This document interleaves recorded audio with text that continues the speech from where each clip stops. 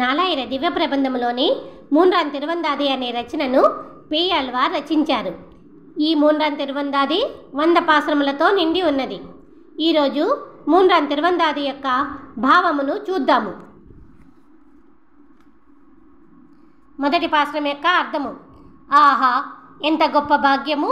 ఇదిగో ఇప్పుడే ఇక్కడే అద్భుత సౌందర్య రాశి శ్రీ మహాలక్ష్మితో పాటు కోటి సూర్యుల వెలుగులతో వెలుగుతున్న గొప్ప సముద్రవర్ణపు నా స్వామి చేతిలో వెలిగే చక్రము, అందమైన శంఖమును చూడగలుగుతున్నాను. రెండో పాసురం యొక్క అర్థము. నా మనసులో నిండి ఉన్న నా స్వామి ఎదురుగా ఉన్న 2 దివ్యపాద పద్మములను బంగారు ఆభరణములు ధరించిన ఎత్తైన వక్షస్థలమున తులసి మాలలతో పాటు నిండి ఉన్న శ్రీ మహాలక్ష్మిని చూస్తూ భవబంధములను తెంచుకొని జన్మలు లేని వాడిని అయ్యాను. మూడో పాసురము యొక్క అర్థము.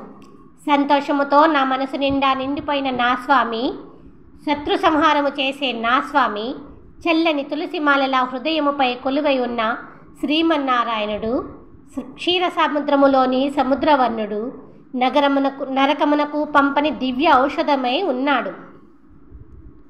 నాలుగో పాసురం యొక్క అర్థము.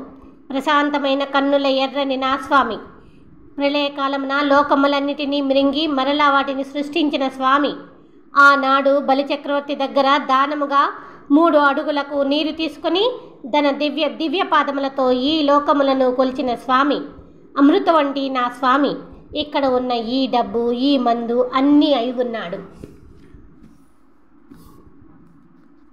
మూన్రాన్ తిరువందాది యొక్క 5వ పాసురం యొక్క అర్థము. ఆనాడు అన్ని లోకములను కొలిచిన చక్రధారి దివ్యపాద పద్మములు, ఎర్రని తామర పువ్వుల రంగుతో, దివ్యమైన శరీరము కదులుతున్న సముద్రపు రంగుతో, కిరీటము వెలుగుతున్న సూర్యుని రంగుతో మెరుస్తున్నాయి. 6వ పాసురం యొక్క అర్థము. అందమే కదా ఆ చక్రధరుడికి ఆ సముద్రవర్ణము, అందమే కదా అందమైన చేతిలో నీరు తీసుకుని అండపిండ బ్రహ్మాండములను కొలవడం, అందమే కదా బ్రహ్మదేవుడు గంగతో ఆ పాదములను కలగడం, ఆ దివ్య పాదములపై పడిన గంగమ్మ తల్లి పరవళ్ళు తొక్కుతో ఈ లోకములన్నిటిలో ప్రవహించడం ఇంకా అందమే కదా. మూన్రాన్ తిరువందాది యొక్క 7వ పాసురం యొక్క అర్థము.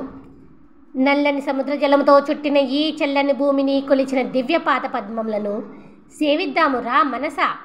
గరుత్మంతుడిని నడిపే సిరివంతుడిని, అవధులే లేని వాడిని, ఎక్కడున్నాడో తెలియని దుర్లభుడిని, అన్నిటిలో ఉంటూ అన్నిటికీ దూరముగా ఉంటూ మన మధ్యలోనే ఉన్న మనకి అందని ఆ స్వామిని, ఆ శ్రీమన్నారాయణుడిని సేవిద్దాము రా మనసా.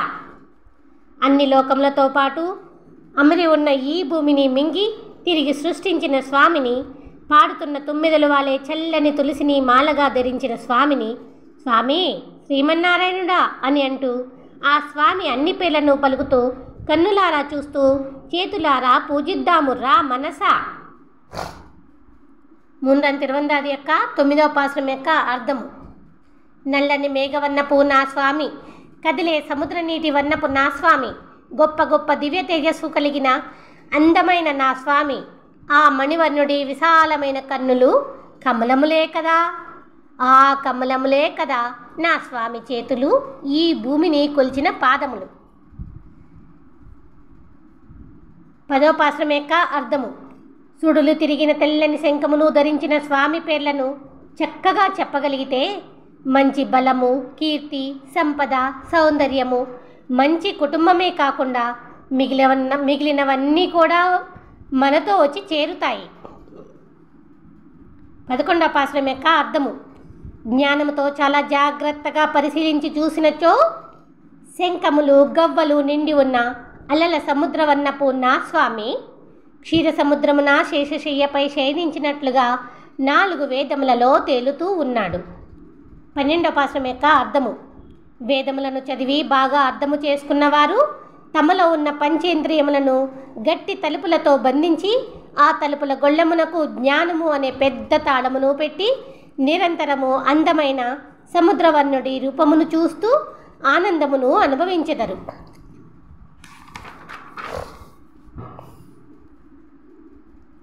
మూన్రాన్ తిరువందాది యొక్క 13వ పాసురం యొక్క అర్థము. నీటిని దానముగా తీసుకొని తామర పువ్వు రేఖల వలయము వంటి ఈ భూమండలమును తన పాదముతో కొలవడానికి పెరిగిన స్వామి యొక్క కిరీటము ఆకాశము మధ్య నుండి ఆ పరమపదమ వైకుంఠము వైపుకు దూసుకుంటూ వెళ్ళి బ్రహ్మాండమంతా వ్యాపించగా ఆ స్వామి దివ్య శరీరము విశ్వరూపమై నిలిచినది. 14వ పాశ్రం యొక్క అర్థము. కిరీటమున్న దేవతలందరూ నమస్కరించే వేదవేద్యుడి దివ్యపాద పద్మములను మనసులో నిలుపుకొని ఈ సంసార భవసాగరమున శ్రీ వెంకటేశ్వరుడిని సేవించిన వారు వేదములను సులభముగా అర్థము చేసుకోగలరు. 15వ పాశ్రం యొక్క అర్థము. లేచిపడే అలల కెరటపు శబ్దములతో నిండిన క్షీరసాగరమున మణులతో విరాజిల్లే పడగల శేషశయ్యపై శయనించినట్లుగా ఈ లోకములోని భక్తుల హృదయములో ఆ స్వామి పవళించును. 16వ పాశ్రం యొక్క అర్థము. సంజ వెలుగుల మంగళి దీపము అయి ఉన్న ఆ నా స్వామి అందమైన పూరేకల తామర పువ్వులో కొలువై ఉన్న లక్ష్మీదేవిని వక్షస్థలమున కలిగి ఉన్న స్వామి తెల్లని నురుగుల అలలు తురోస్తుండగా ఒడ్డుకు వచ్చిన ఎర్రని పగడములు తెల్లని ముత్యములు మెరిసే తిరువళ్ళిఖేణి అనే దివ్యనగరంలో వచ్చి కొలువై ఉన్నాడు. 3వ తిరువందాది యొక్క 17వ పాశ్రం యొక్క అర్థము. మరిచిపోలేని ఆ స్వామి దివ్యపాద పద్మములనే శాశ్వతముగా ఆశపడుతున్న నేను, ఓ రక్తనేత్రుడా, ఓ మోహనాకారుడా అని అంటూ నిరంతరము భక్తితో ఆ స్వామిని పూజిస్తున్న నాకు భూత భవిష్యత్ వర్తమాన కాలములోని రోజులన్నీ మంచి రోజులే. 18వ పాశ్రం యొక్క అర్థము. భయపడకుండా బలిచక్రవర్తి వద్ద నుంచి 3 అడుగుల భూమిని అడిగి తీసుకొని పెద్దగా పెరిగి కొలిచిన నిండైన నీ 2 దివ్య పాద పద్మములకు భక్తితో ఎల్లవేళలా సేవ చేసే భాగ్యమును ప్రసాదించు స్వామి. 19వ పాశ్రం యొక్క అర్థము. ప్రళయకాలమున మర్రి ఆకుపై అమాయకపు బాలుడై చేరి ఉన్న శ్రీమన్నారాయణుడి ఎర్రని దివ్యపాద పద్మములకు అజ్ఞానము లేని మనస్సుతో నిండు పూలను సమర్పిస్తూ సాష్టాంగ నమస్కారము చేసి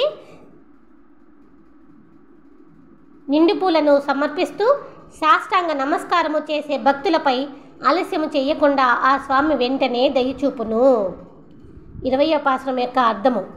ఓహో లక్ష్మీప్రియ, ఎర్రని కన్నుల సర్వేశ్వర, ఏమిటి ఇంతకుముందు ప్రళయకాలమున ఈ లోకములన్నిటినీ మింగి మరలా సృష్టించిన నీకు ఈ లోకములను 2 అడుగులతో కొలవడం పెద్ద కష్టమా?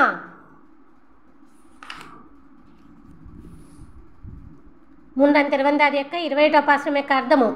పరిమళించే పూలతో నిండిన తులసిమాల మెరిసే శంఖము చక్రము ధనస్సు కలిగిన స్వామి పొగరు నిండిన దంతవక్త్రుడిని చంపిన శ్రీమన్నారాయణుడి గురించి మీకు తెలిసిన కథలను ఎంతవరకు చెప్పగలరో అంతవరకు చెప్పండి.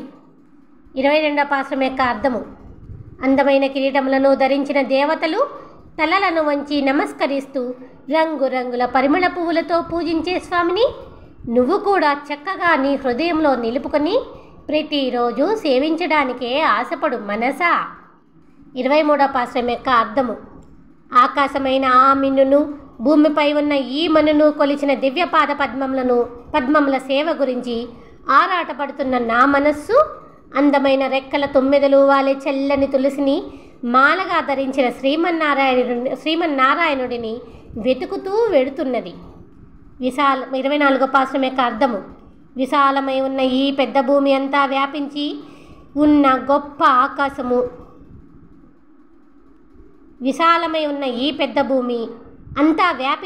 గొప్ప ఆకాశము అంతటా నిండి ఉన్న చల్లని గాలి, మండే ఎర్రని అగ్ని, తెల్లని నురుగులతో కదిలే అలల కెరటముల మధ్య నీటిని దివ్య శరీరముగా చేసుకొని వెలిగే చక్రమును కలిగి ఉన్న శ్రీమన్నారాయణుడి దివ్యపాద పద్మములను వదలకుండా సేవ చేస్తూ కాలము గడుపు మనసా.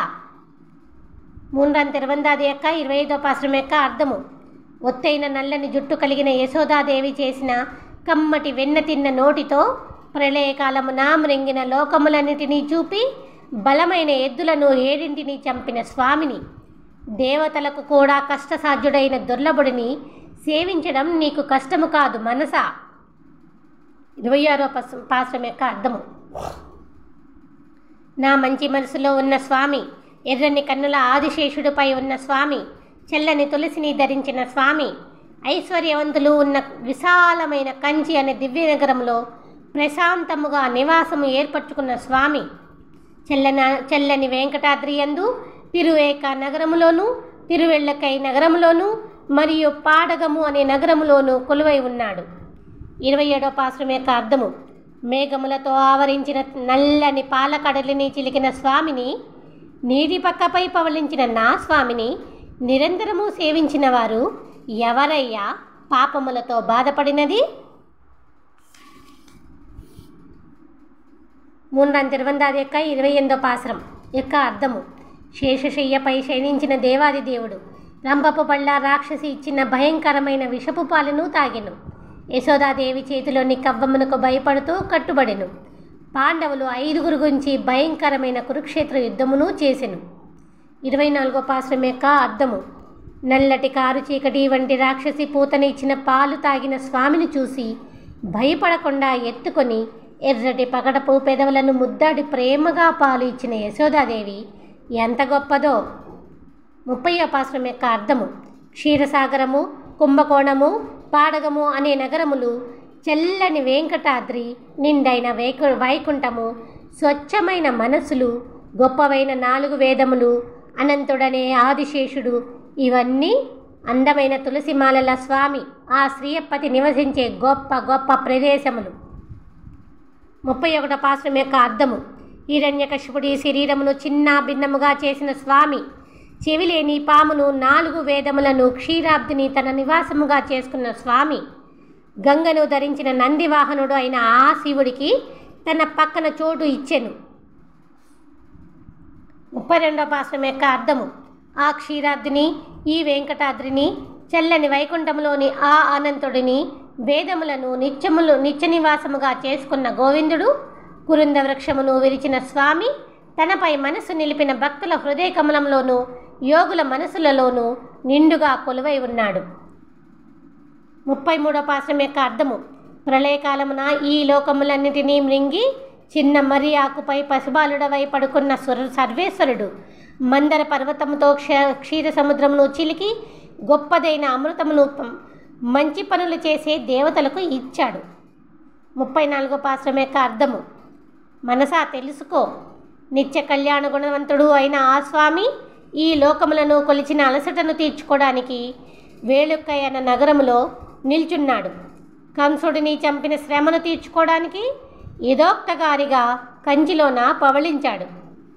35వ పాశ్రం యొక్క అర్థము: జిగేలు జిగేలుమని మెరిసే నగలతో, రంగురంగుల పూలమాలలతో నిండి ఉన్న వక్షస్థలుడి సుందరమైన దివ్య శరీరమును చూడు చూడు అని అంటూ ఆ స్వామి రూపమును చూడడానికే తొందరపడుతున్న కన్నులతో, అమృతము నిండిన మృదువైన ఆదరములను చూస్తూ, తుమ్మిదలు వాలే పూల వంటి ఎర్రని దివ్యపాద పద్మములను సేవిస్తూ, ఆ స్వామి చేసిన అద్భుత లీలల గురించి పాడుతూ భజన చేద్దాము రండి.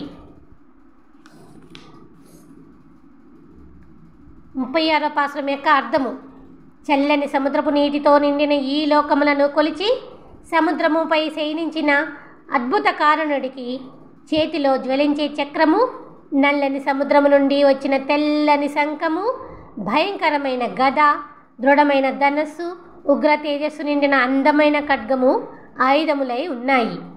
37వ పాశ్రం యొక్క అర్థము: చల్లని ఉప్పు నీటి, తెల్లని నురుగుల పాల సముద్రములో ఉంటూ ఈ లోకము లోపల బయట అన్ని చోట్ల నిండి ఉన్న స్వామి, ఎర్రని పగడపు అధరముల శ్రీదేవి, మణిమాణిక్యముల హారములతో మెరిసే శ్రీవృక్షము కలిగి ఉన్న స్వామికి నేను భక్తుడిని అయితిని. 38వ పాశ్రం యొక్క అర్థము: ఈ అన్ని లోకములు, ఈ సకల పదార్థములు, ఈ బ్రహ్మదేవుడు, ఈ శివుడు అన్నీ తన శరీరమై ఉన్న స్వామి, తనకు తానే సాటి అయి ఆకాశములోని సూర్యచంద్రులు, నక్షత్రములు, మండే అగ్ని, అష్టదిక్కులలోని గొప్ప గొప్ప పర్వతములుగా విలసిల్లుతున్నాడు. 39వ పాశ్రం యొక్క అర్థము: అష్టదిక్కులలో నివసించే వేదమై, వేద ప్రతిపాద్యుడై, పరమపద వైకుంఠమున ఉన్న సర్వేశ్వరుడు, నా హృదయంలో నిండుగా నిండి ఉన్న స్వామి, ప్రవహించే సెలయేల నీటి చెప్పులతో ఆ చంద్రుడికి దగ్గరగా ఉన్న కొండ శిఖరముపై శ్రీ వెంకటేశ్వరుడుగా కొలువై ఉన్నాడు. 40వ పాశ్రం యొక్క అర్థము: ఎల్లప్పుడూ తనను ధ్యానించే వారి హృదయంలో నిండుగా నిండి ఉన్న ఉత్తముడు, ఆ పురుషోత్తముడిని ధ్యానించే నా మంచి మనసా. తన దివ్యపాద పద్మముల కింద ఈ పెద్ద భూమి ఒదుగునట్లు కొలిచిన స్వామి పొంగి ప్రవహించే శిలయలతో ఆకాశములో ఒదిగిన ఎత్తైన కొండ శిఖరం మీద వెంకటేశ్వరుడుగా కొలువై ఉన్నాడు చూడు. 41వ పాశ్రం యొక్క అర్థము. ఒకానొకప్పుడు మణులతో వెలిగే గొప్ప కిరీటము ఆకాశమును దాటిపోతుండగా గోవర్ధనమనే కొండను గొడుగుగా చేసుకుని గోవులను కాపాడిన గోవిందుడు మెరుపుల ఆకాశమును తన దివ్య శరీరమునకు వస్త్రముగా చేసుకుని భూమిని మించిన పెద్ద పాదమును చాపి అష్టదిక్కులలో నిండి ఉన్న ఈ లోకములను కొలిచెను. 42వ పాశ్రం యొక్క అర్థము. వేణువును ఊదుతూ ఆవుల మందను మేపే బలవంతుడైన కేసియను రాక్షసుడిని చంపిన మణివర్ణుడే నరసింహ రూపుడై గోళ్లతో హిరణ్యకశిపుడి గుండెలను చీల్చెను. 43వ పాశ్రం యొక్క అర్థము. పొగరెక్కిన కంసుడి ఏనుగు దంతమును బలవంతంగా విరిచిన స్వామి వజ్రవైడూర్యపు హారములతో ప్రకాశించే విశాలమైన వక్షస్థలపు పట్టలో రకరకాల చప్పులతో నిండి ఉన్న ఈ పెద్ద ప్రపంచము ఒక పక్కకే సరిపోయినది. 44వ పాశ్రం యొక్క అర్థము. ప్రళయకాలపు నీటిలో నిండి ఉన్న ఈ అన్ని లోకములను ప్రకాశింపచేసిన స్వామి సూర్యచంద్రుల వలె వెలిగే దివ్య కిరీటపు కాంతులతో వెలిగే అద్వితీయ స్వామి 2 పాద పద్మములను పూజించు మనసా. 45వ పాశ్రం యొక్క అర్థము. ముత్యముల వలె మెరిసే తెల్లని దంతములు నేలరాలునట్లు మదమెక్కిన ఏనుగులు భయంకరముగా పోరాడుకునే వెంకటాద్రియే ఒకానొకప్పుడు వరాహమై వంకర దంతముతో భూమిని ఎత్తిన స్వామి కొలువై ఉన్న కొండ. 46వ పాశ్రం యొక్క అర్థము. దేవదానవులు వాసుకి తల తోక పట్టుకొని పాల సముద్రమును చిలికినప్పుడు ఆకాశమునకు ఎగిసిపడే అలల మధ్యన మందర పర్వతమును వీపుపై పెట్టుకొని అమృతమునకు మూల కారణుడు అయినాడు ఆ స్వామి. 47వ పాశ్రం యొక్క అర్థము. దానముగా నీటిని తీసుకొని ఈ లోకములను కొలిచి నిలిచిన నా స్వామి సర్వేశ్వర, ఓ రక్తలోచన, తులసిధర, కేసి నోటిని చీల్చినట్లుగా మా నరకపు నోటిని చీల్చవా స్వామి. 48వ పాశ్రం యొక్క అర్థము. స్వామి సర్వేశ్వర, దానవులను చంపిన నువ్వు దానవుల వద్దనే నీటిని దానముగా తీసుకుని అన్ని లోకములను కొలిచిన దివ్యపాద పద్మములతోనే రేపల్లెలో నిలిచి పెద్ద పెద్ద మద్ది చెట్లను కూల్చి కేసి నోటిని చీల్చి పశువులను మేపావా. 49వ పాశ్రం యొక్క అర్థము.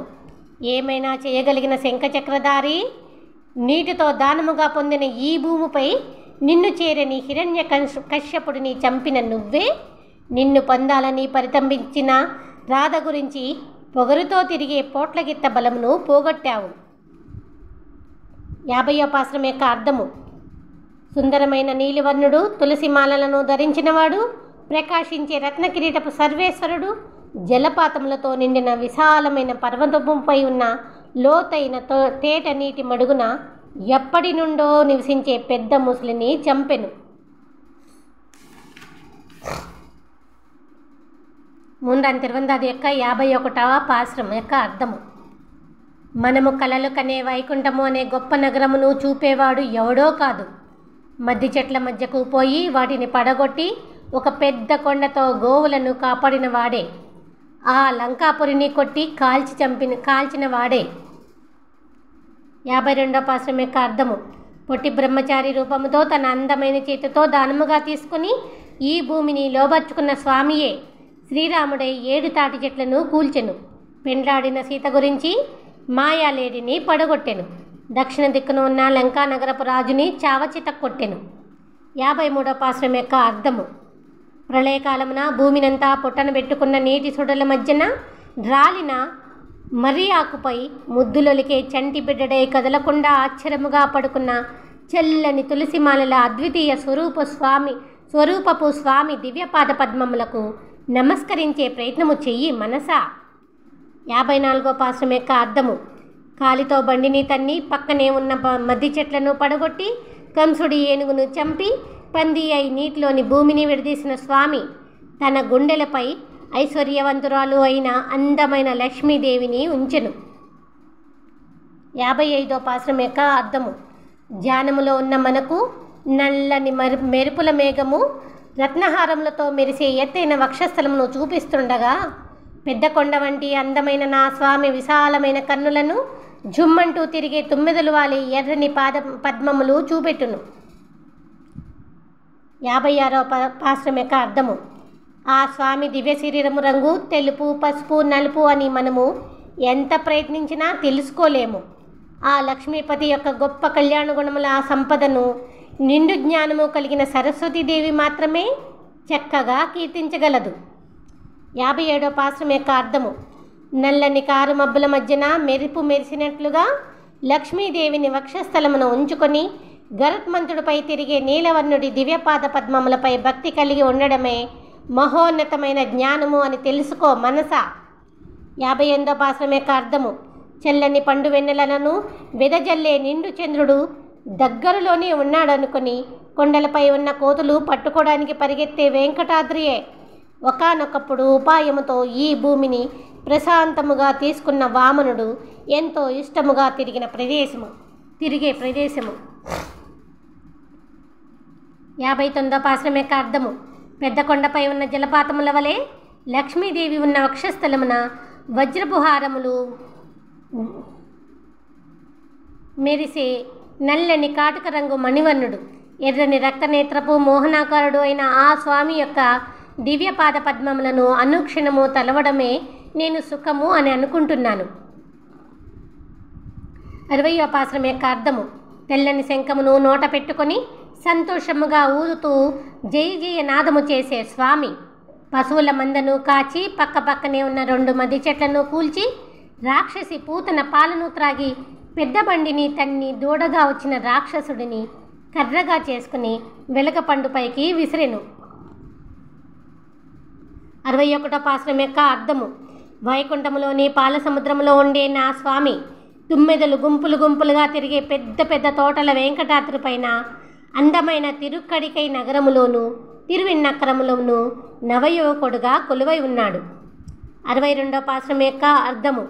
పెద్ద పెద్ద మెడలతో నిండిన తిరువిన్నక్కరము తిరువేక సెలయేటి నీటి మధ్యన ఆకాశపు అంచులను తాకే వెంకటాచలము భూలోకములోని దేవనగరము అయిన వేలుక్కై గొప్ప కీర్తి కలిగిన కుంభకోణము తేనె నిండిన తోటల శ్రీరంగము దక్షిణమున ఉన్న కోటియూరు అనే నగరములలో అరచేతితో నీరు తీసుకున్న స్వామి సులభముగా వచ్చి కొలువై ఉన్నాడు. 63వ పాశ్రం యొక్క అర్థము. ఆహా, ఎంత అద్భుతము! వేలాడే జడల మధ్యన అద్భుతమైన పొడవు కిరీటము, చేతులలో మెరిసే చక్రముతో పాటు శివుడి ఆయుధము గొడ్డలి. ఆహా, ఎంత అద్భుతము! వేలాడే జడల మధ్యన అద్భుతమైన పొడవు కిరీటము, చేతులలో మెరిసే చక్రముతో పాటు శివుడి ఆయుధము గొడ్డలి, నడుమునకు అందెల బంగారు మొళతాడుతో పాటు శివుడి పాము, గలగలమని ప్రవహించే సెలయేలతో నిండిన ఈ తిరుమలలోని నా స్వామిని చూస్తుంటే సాధక సిద్ధులు అయి ఉన్న శివకేశవులు ఇద్దరూ ఒక్కరుగా ఇక్కడే కొలువు తీరినట్లుగా ఉన్నది. 64వ పాశ్రం యొక్క అర్థము. చెప్పలేనంత పెద్దది అయిన వాసుకి అనే పెద్ద పామును చుట్టి మందర పర్వతమును సముద్రమును ఉంచి చిలికి అమృతమును తీసినప్పటి అలసటను తీర్చుకోవడానికి ఆ స్వామి కంచి అనే దివ్య నగరమునకు యథోక్తకారిగా వచ్చి నిలిచి అక్కడే కూర్చుని అక్కడే పడుకున్నాడు. 65వ పాశ్రం యొక్క అర్థము. సాయం సంధ్య వేళ ఉగ్రరూపముతో నారసింహుడై కొడుకు ప్రహ్లాదుడు ముందే అతని తండ్రి హిరణ్యకశ్యపుడి గుండెలను చీల్చి బాధపెట్టిన స్వామి కృష్ణావతారమున అంతే కోపముతో కూలయ్య పీడనము అనే కంసుడి ఏనుగుదంతమును విరిచెను.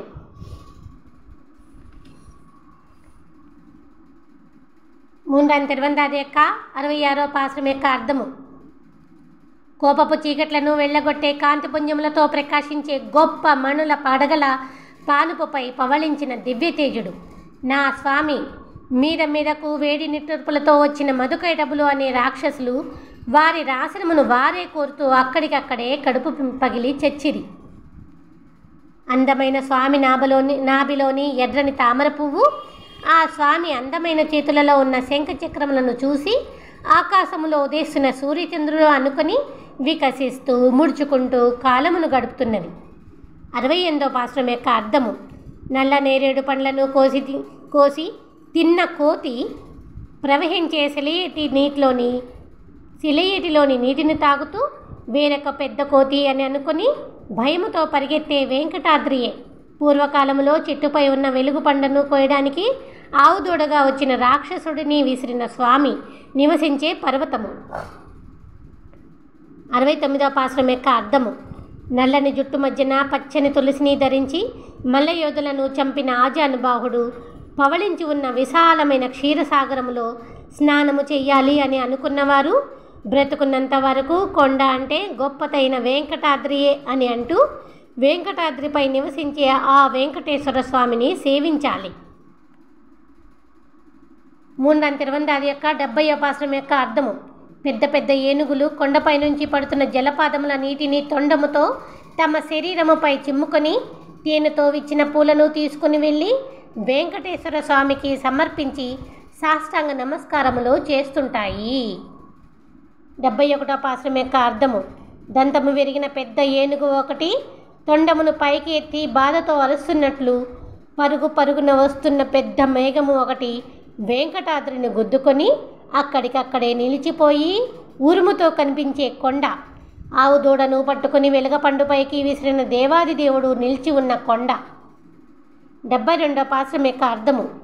ఏపుగా పెరిగిన వెదుళ్ల పొదల మధ్య నుంచి కొండ జాతి స్త్రీలు అందమైన చేతులతో కొరబుయ్యమును తీసి వెంకటాచలమే వెలిగే చంద్రుడికి రాహువు వల్ల వచ్చిన భయమును పోగొట్టిన పురుషోత్తముడు నిత్య నివాసము చేసుకున్న కొండ. 73వ పాశ్రం యొక్క అర్థము. 7 గుర్రాల సూర్యుడి రథము ఎడమ నుంచి కుడివైపునకు నడిచే ఉత్తరమున ఉన్న వెంకటాచలములో కుంభనృత్యము చేసి సంతోషించిన స్వామి యొక్క కదిలే దివ్యపాద పద్మములను కీర్తిస్తూ సేవించడమే మనకు లభించిన గొప్ప భాగ్యము. 3 యొక్క 74వ పాశ్రం యొక్క అర్థము. విషపు పాలను ఇచ్చిన రాక్షసి పూతను అరుస్తూ నేలపై పడి పొర్లుతో చచ్చినట్లుగా పాలతో పాటు బలవంతముగా ఆమె ప్రాణములను తాగిన చిన్ని కృష్ణుడిని చూసి భయపడకుండా దగ్గరికి తీసుకుని గుండెలకు హత్తుకుని ఓదార్చిన యశోద మమకారము ఎంత గొప్పదో. 75వ పాశ్రం యొక్క అర్థము. మెల్లగా పయనించే చల్లని చంద్రుడిలోని అందమైన కుందెలను అందుకోవడానికి ఆకాశములో మాటు వేసినట్లుగా ఉన్న ఎత్తైన విశాలపు కొండ శిఖరముపై వికసించిన పువ్వులతో నిండిన వెంకటాద్రియే ఆ శ్రీకృష్ణుడి నిత్య నివాసము. 76వ పాశ్రం యొక్క అర్థము. కొండలు కొనల మధ్యలో తిరుగుతూ ముక్కు మూసుకుని నీటిలో మునుగుతూ ఎండకు ఎండి వానకు తడిసి పంచాగ్నుల మధ్య నిలబడి తపస్సు చెయ్యలేని వారు అభిమానముగా తిరువేక అనే కంచి నగరంలో ఇదోక్తకారిగా కొలువై ఉన్న స్వామికి పువ్వులను సమర్పించి మనస్ఫూర్తిగా నమస్కరించగలిగితే వారి క్రూర పాపములన్నీ నశించిపోతాయి. 77వ పాశ్రం యొక్క అర్థము. కన్నబిడ్డ వలె 4 వేదములు 4 ముఖములై ఉన్న బ్రహ్మదేవుడిని సంతోషపెట్టి వరములు పొందిన రావణాసురుడి తలలను కత్తితో కోసిన పువ్వుల వలె కోసి 1, 2, 3, 7, 10 అంటూ లెక్కించిన స్వామి యొక్క దివ్యపాదములే మనకు రక్ష. 78వ పాశ్రం యొక్క అర్థము. ఏది జ్ఞానము, ఏది ఆచారము, ఏది జన్మ అంటూ ఆలోచిస్తూ రోజుల గడపకుండా మురుడు అనే బలమైన రాక్షసుడి ఆయుష్ను పోగొట్టిన స్వామియే మనల్ని రక్షించును అని నమ్మిన వారిని ఆ చక్రధారి ఎల్లవేళలా రక్షించును. 79వ పాశ్రం యొక్క అర్థము. మనలోని 5 ఇంద్రియములను నిగ్రహించి చెల్లని తులసితో పాటు మెరిసే హారముల అందమైన వక్షస్థలము కలిగి ఉన్న సముద్రవర్ణపు శ్రీమన్నారాయణుడిని ఏకాగ్రతతో పూజించగలిగితే రాబోయే జన్మలు అన్నిటినీ పోగొట్టుకోవచ్చు. 80వ పాశ్రం యొక్క అర్థము. గొప్ప ధనుస్సు కలిగిన బాణాసురుడి 1000 భుజములను పదునైన చక్రముతో ఖండించిన శేషశాయి ఎర్రని దివ్యపాద పద్మములను వశపరుచుకోవాలని నా మనస్సు ఎల్లవేళలా ప్రయత్నిస్తూనే ఉన్నది.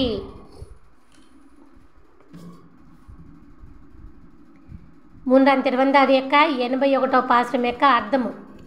తలుచుకోవడమే తెలియని సమయమున చాలా కష్టము అని అనిపించే స్వామి తలచుకోగానే వచ్చి మనసులోకి ఆశ్చర్యముగా చేరి విడవని స్వామి గురించి ఎంత చెప్పినా ఎందుకో వీళ్ళు తమ తమ మనస్సులో తలుచుకోవడం లేదు చూడు మనసా. 82వ పాశ్రం యొక్క అర్థము. వేలాడుతున్న పూలగుత్తులలోని తేనెను తాగి తిరిగి తుమ్మెదలు వాలే చల్లని తులసిని మాలగా కలిగి ఉన్న స్వామిని గురించి తెలుసుకోవాలి అని అనుకుంటున్న మన మనసులోకి వచ్చి చేరిన ఆ స్వామిని చూడలేని మనము కనిపించమన్నా కనిపించని కష్టసాధ్యుడిని ఎక్కడికి వెళ్ళి సేవించగలము? 83వ పాశ్రం యొక్క అర్థము. సేవించడం చాలా కష్టమని చెప్పే స్వామి మోసముతో ఈ భూమిని దానముగా తీసుకుని ఆకాశమంతా పెరిగి పెద్ద పాదముతో కొలిచాడు అని నేను ఇప్పుడు చెబుతుండగానే మాయాలోలుడై ఆ స్వామి మీ అందరి మనసులలో నిండిపోయి ఉన్నాడు చూడండి. 84వ పాశ్రం యొక్క అర్థము. 4 వేదముల అర్థములో ఇమిడి ఉన్న స్వామి గురించి తెలుసుకొని తామరల వంటి విశాలమైన కన్నులన్న ఉన్న స్వామిని మనసు పెట్టి చూడగలిగిన వారు తమలో తామే ఆనందపడుతూ ఉండక వారి ఆనందమును కథలు కథలుగా అందరికీ చెబుతూ ఉంటారు. 85వ పాశ్రం యొక్క అర్థము.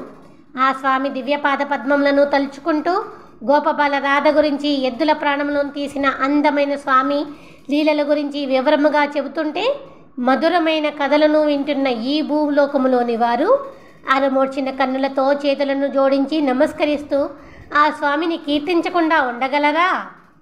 86వ పాశ్రం యొక్క అర్థము. మెరిసే మెరుపుల జెండాను పట్టుకుని ఉరుముల చప్పులతో ఆకాశంలో పయనించే దట్టమైన నిండు నీటి కారుమబ్బులను చూసినప్పుడు ఆ వర్షక నీటి మేఘములలో మోహనాకారమైన ఆ స్వామి దివ్య రూపమే మనకు కనిపిస్తుంది. 87వ పాశ్రం యొక్క అర్థము.